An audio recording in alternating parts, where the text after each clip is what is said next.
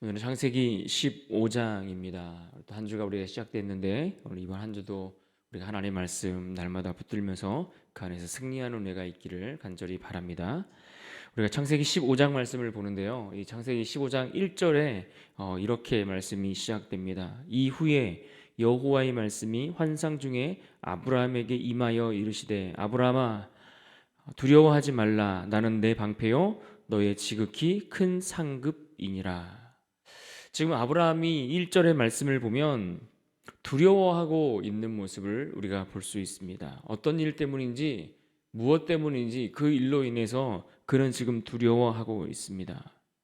무엇 때문인지 몰라도 어쨌든 그가 두려워하고 있는데 그 두려워하고 있는 아브라함을 하나님께서 찾아오셨습니다. 그러고는 그를 위로하고 격려해 주시는 장면으로 오늘 창세기 15장 말씀이 시작이 됩니다. 무엇 때문에 그가 두려워하고 있었을까요? 아마도 그는 지금 두려워하는 이유가 14장에서 있었던 사건 때문일 것으로 우리가 생각해 볼 수 있습니다. 당시 가나안 땅에 국가 간의 전쟁이 벌어졌는데 생각지도 못했던 상황이 벌어집니다. 무엇인가 하니 그의 조카 롯이 그 전쟁 중에 포로로 끌려가게 된 것입니다.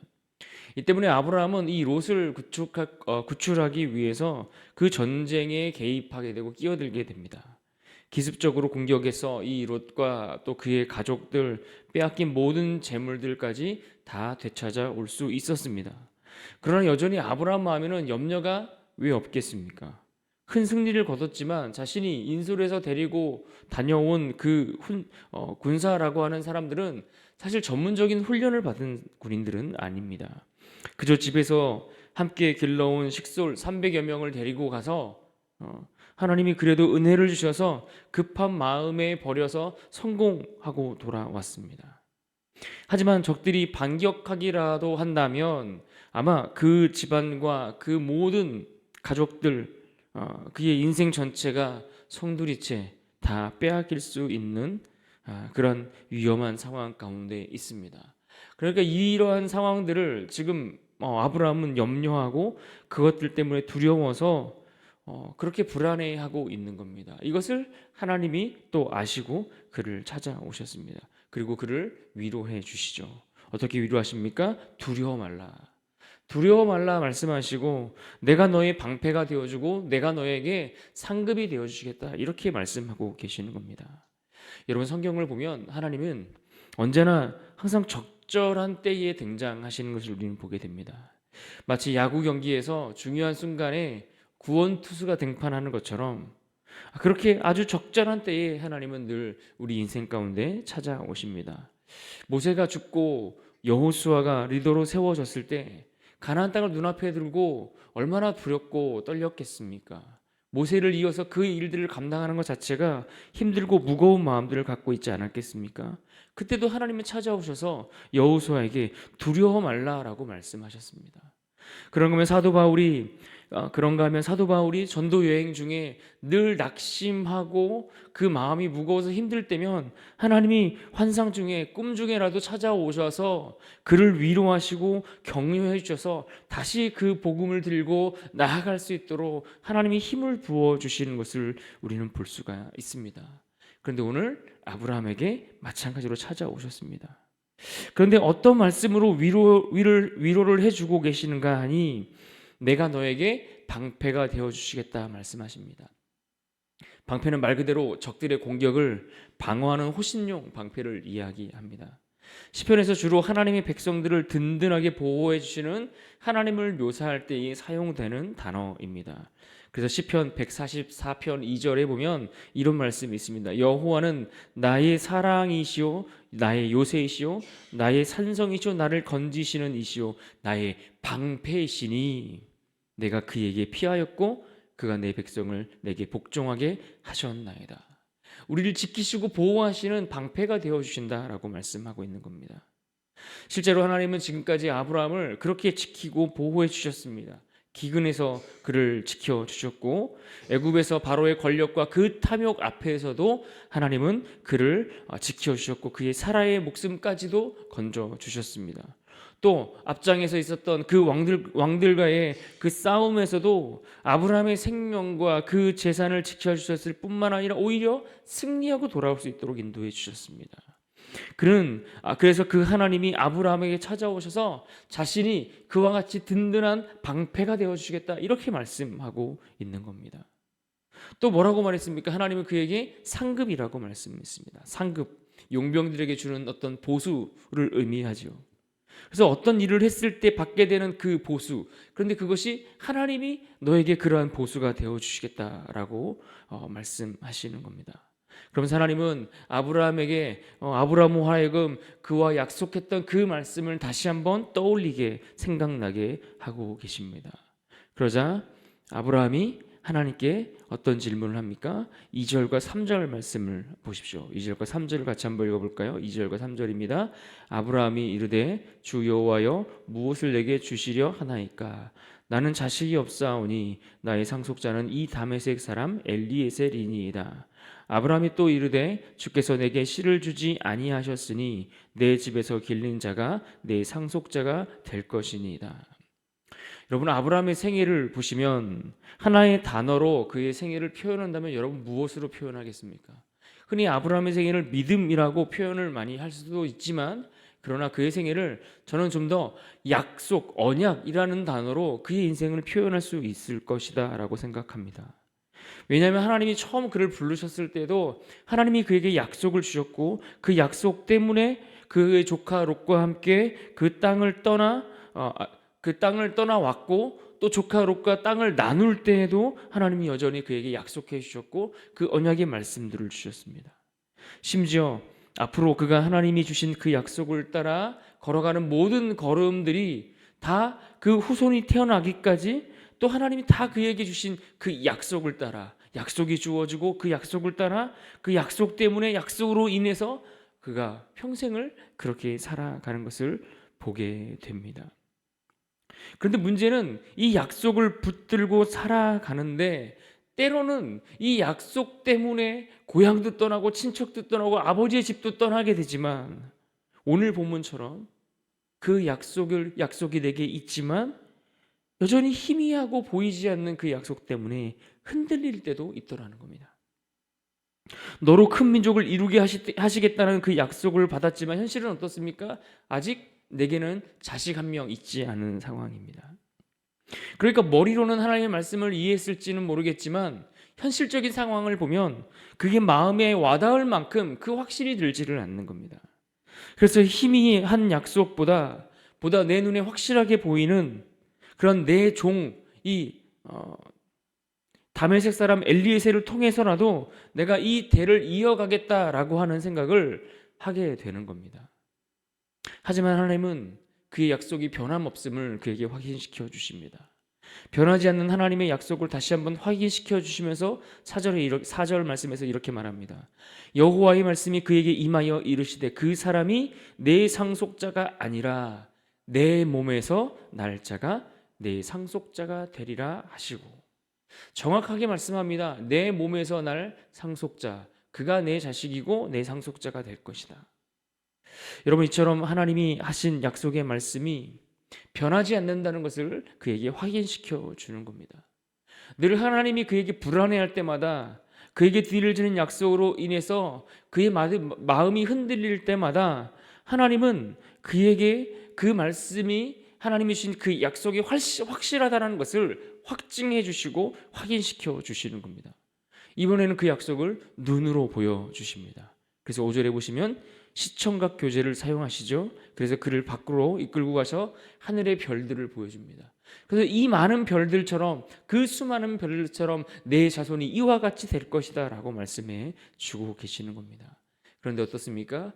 아브라함이 그 별들을 보면서 그동안 그가 보지 못했던 놀라운 역사가 일어나고 그 어둡기만 했던 그의 눈이 열려서 그 마음에 믿음이 생기는 것을 보게 됩니다. 흔들렸던 마음이 자리를 잡게 됩니다. 인간적인 눈으로만 보았던 그 별들을 영의 눈이 열려서 바라보니까 그동안 보지 못했던 믿음의 세계가 그의 눈앞에 펼쳐지기 시작하는 겁니다. 환경만 보았던 그가 이제는 하나님을 보게 되는 겁니다. 그 수많은 별들 속에서 내가 상황만 보고 문제만 보았고 사람을 보았던 그가 하나님이 보이기 시작하는 겁니다. 그래서 그의 시선이 어떻습니까? 세상에 머물지 않고 그 세상에서 그의 시선이 하나님께로 옮겨가게 되는 겁니다.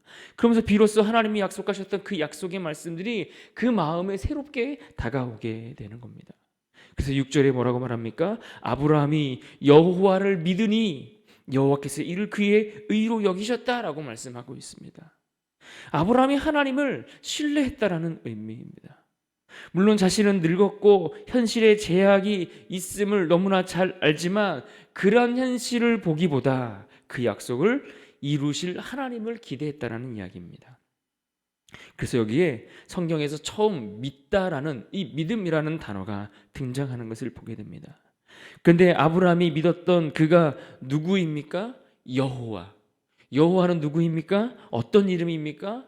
우리에게 은혜를 주시고 또 언약을 주시고 그 약속을 이루어 가시고 그 약속을 지켜 가시는, 완성해 가시는 그러한 하나님의 이름이 바로 여호와입니다.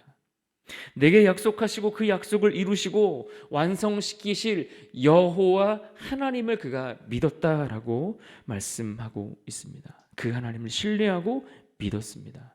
그래서 성경은 아브라함이 여호와 하나님께서 말씀하신 그 복의 언약을 믿었다라고 말씀하지 않았고 뭐라고 말합니까? 아브라함이 여호와를 믿었다 이렇게 말씀하고 있는 겁니다.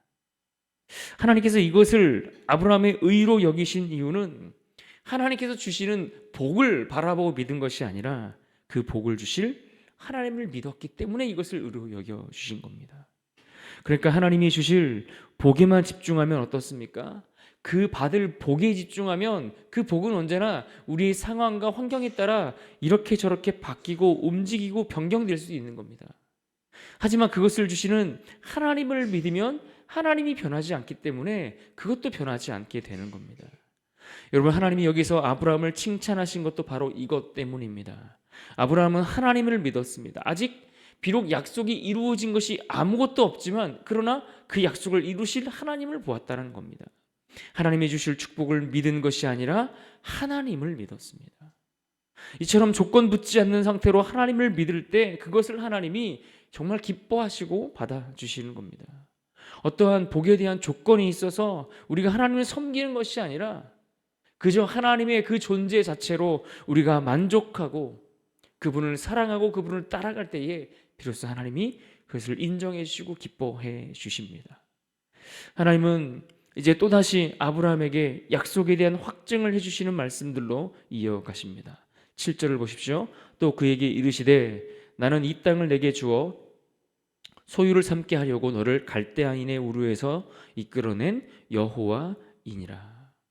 너를 이 땅을 주려고, 이 땅을 너에게 소유로 삼아 주게 하려고 너를 인도했다라고 땅에 대한 말씀을 하고 있습니다. 그러자 8절에 그가 무엇으로 내가 이 약속이 이루어질 것을 믿을 수 있습니까? 라고 다시 또 한번 질문을 합니다. 하나님은 땅에 대한 약속을 하고 계시는데 현실적으로 보면 어떻습니까? 아브라함이 현실을 볼 때는 낙심하기 쉬운 상황에 있습니다. 왜냐하면 하나님이 주시겠다고 말씀하시는 그 땅을 보면 그 땅에 이미 사람들이 살고 있는 겁니다. 하나님께서 주시겠다고 하시는 그 땅의 주인이 이미 있다라는 이야기입니다. 그것도 아주 많이 살고 있습니다. 그러니까 그 땅에 살고 있는 이 아모리 사람들에 비하면 아브라함은 자신의 처지가 너무나 초라해 보였기 때문입니다. 이미 늙었고 그 뒤를 이을 자녀조차 없었기 때문에 그는 이 땅을 내가 얻을 것을 어떻게 알 수 있겠냐라고 질문하고 있는 겁니다. 그래서 이번에는 하나님이 9절 이하의 말씀 속에서 하나님이 하신 그 약속에 대해서 정말 이것은 확실해라고 완전히 쐐기를 박는 그러한 장면을 우리에게 보여줍니다. 우리 9절과 10절 말씀 같이 한번 읽어보겠습니다. 9절과 10절입니다. 시작. 여호와께서 그에게 이르시되 나를 위하여 3년 된 암소와 3년 된 암염소와 3년 된 순양과 산비둘기와 집비둘기 새끼를 가져올지니라. 아브라함이 그 모든 것을 가져다가 그 중간을 쪼개고 그 쪼갠 것을 마주 대하여 놓고 그 새는 쪼개지 아니하였으며. 여러분, 이 말씀의 지금 장면이 어떤 장면입니까? 하나님이 짐승들을 가져와서 그것을 죽여서 그것을 둘로 쪼개어 놓게 합니다. 그리고 마주 고기들이 서로 바라보도록 일정한 간격을 놓고 바라보도록 그것들을 펼쳐 놓게 합니다. 왜냐하면 이것은 당시에 사람들이 흔히 언약을 맺을 때 하는 행동들입니다. 국가나 개인 간의 체결을 어떤 계약을 체결할 때에 이와 같이 짐승들을 잘라서 이렇게 마주보게 해놓고 그 사이를 그 언약을 맺는 두 사람이 함께 지나가는 겁니다. 언약이라는 이 단어가 히브리어로 베리트라는 단어이고 영어로는 투컷이라는 자르다라는 의미가 그 안에 담겨 있습니다. 그래서 그 사이로 맺는 두 사람이 지나갈 때 언약이 성립되는 겁니다. 왜냐하면 여기는 중요한 상징적 의미가 있는데 만약 두 사람이 이 언약을 한 사람이라도 언약을 어기게 되면 이 쪼개진 짐승들과 같이 그 저주를 받게 될 것이다 라는 의미가 이 안에 담겨 있는 겁니다. 분명 그래서 이 계약은 두 사람이 함께 그 사이를 지나가야 하는 겁니다. 그런데 정말 이상한 장면이 오늘 말씀 속에 발견되는데 17절 말씀입니다. 해가 져서 어두울 때에 연기 나는 화로가 보이며 타는 횃불이 쪼갠 고기 사이로 지나더라. 쪼갠 고기 사이를 지나가는데 연기 나는 화로와 타는 횃불을 언급합니다. 주로 이 표현들은 하나님의 임재를 상징할 때 쓰는 표현들입니다. 그러니까 하나님께서 홀로 그 쪼갠 사이를 지나가셨다라는 이야기입니다. 아브라함에게 깊은 잠이 임해서 그가 잠에 빠져 있을 동안에 하나님이 홀로 그 길을 건너 지나가셨습니다. 왜요? 그 언약의 약속들을 지킬 능력이 인간에게 없음을 하나님께서 아셨기 때문입니다. 하나님과 인간이 약속을 맺고 언약을 맺지만 사실 이 약속을 성취하는 일은 인간 편에선 도무지 불가능한 것이고 이것은 오로지 하나님 편에서만 가능한 일이기 때문에 하나님께서 이 약속을 이루겠다라고 하시는 강한 의지를 보여주는 겁니다. 그래서 이 약속은 내가 반드시 이루고 말 거야. 내가 이 약속을 어기면 내가 혼자 지나갔으니까 그 저주를 내가 받는 것이니까 하나님께서 내가 책임지고 이 약속 지키겠다라고 그렇게 확실하게 그 약속에 대해서 그에게 확인시켜주는 장면을 우리가 보게 되는 겁니다. 사랑하는 여러분, 하나님의 약속은 그런 겁니다. 우리의 힘으로는 도무지 이룰 수 없는 것들이지만 그러나 우리는 기대할 수 없지만 하나님 편에서 보면 기대할 수 있는 것들입니다. 내 처지를 보십시오. 내 형편을 보십시오. 내 지혜로 이루어갈 수 있는 것들이 무엇이 있겠습니까? 그러나 하나님의 약속은 내 편에서 보는 것이 아니라 하나님 편에서 보는 것입니다. 하나님 편에서 우리에게 언제나 그 약속을 주시고 그 약속을 통해서 우리 가운데 일을 행하시고 그 약속을 이루고 성취해 가시는 그 하나님을 우리가 바라보는 것입니다. 그러므로 우리가 이 아침에 이 하나님의 말씀을 꼭 붙들어야 합니다. 6절에서 아브라함의 그 믿음을 보면서 우리가 이렇게 고백해야 합니다. 아브라함이 여호와를 믿으니 여호와께서 이를 그의 의로 여기시고 우리에게 그 약속을 이루시고 지키시고 행하실 성취하실 그 하나님을 믿는 것입니다. 여러분, 이미 하나님의 약속은 예수 그리스도를 통해서 십자가에서 이루어졌습니다. 우리를 책임져 주시는 하나님의 사랑이 우리에게 이미 주어졌고 우리에게 보여졌습니다. 그러므로 여러분, 힘든 일을, 우리의 문제를, 우리의 상황을 바라보지 마시고 그 상황 때문에, 문제 때문에, 환경 때문에 끌려다니지 마시고 그 약속을 이루실 하나님께 주목하여 보시기를 바랍니다. 하나님을 보시고 그분을 신뢰하고 그분을 굳게 믿고 따라가시기를 바랍니다. 그럴 때에 하나님이 책임지시는 인생을 살아갈 수 있게 될 것입니다. 오늘 이 하루도 주님과 동행하며 그 하나님을 더 신뢰하며 믿음으로 살아갈 수 있기를 주님의 이름으로 축원합니다.